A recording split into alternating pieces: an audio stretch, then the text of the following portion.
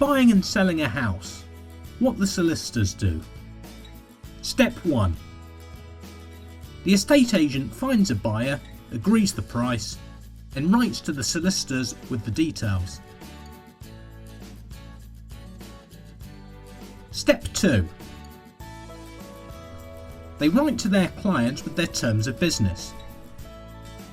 To protect against property fraud, you'll have to provide ID to prove it really is you. You may also have to show how you acquired the money, so it is clear it is not the proceeds of crime. Step 3. If you're selling, you'll get some property forms to fill in, giving information about the property, such as if you've had new windows, an extension, or flood problems. You'll also fill in a form confirming what items you'll leave at the property.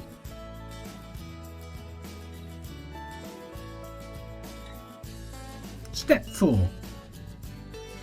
The solicitor for the seller sends a draft contract, the property forms, and a copy of the deeds to the buyer's solicitor.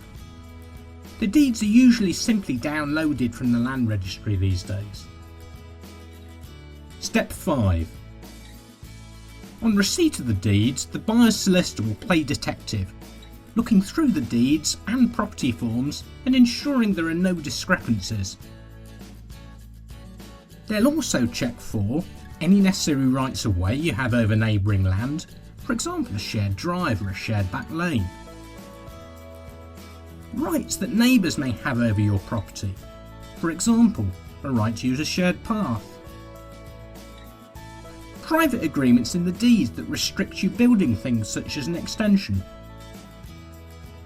And paperwork for any new windows, electrical work or gas installations. Inquiries are then raised with the seller's solicitor to iron out any discrepancies. Step 6. Next, there are 3 usual searches carried out by the solicitor. A local search, which reveals things such as building works done to the property. An environmental search, which reveals whether the property may be built on contaminated land. And a drainage and water search, which shows where the pipes run and confirms whether the property is connected to the mains. Step 7. The seller replies to inquiries. Then the buyer's solicitor sends a report to the buyers explaining the deeds and the paperwork. The buyers then sign the contract in readiness for exchange of contracts. Step 8. The moving date is agreed, called the completion date, and the solicitors call each other and exchange contracts. At this point, no one can back out. Step 9. On the day the sale completes, the purchase monies are sent via the banking system. Once it arrives with the seller's solicitor, the estate agent is called to say that the buyer can have the keys. This is usually around midday. Step 10. The seller's solicitor then repays any mortgage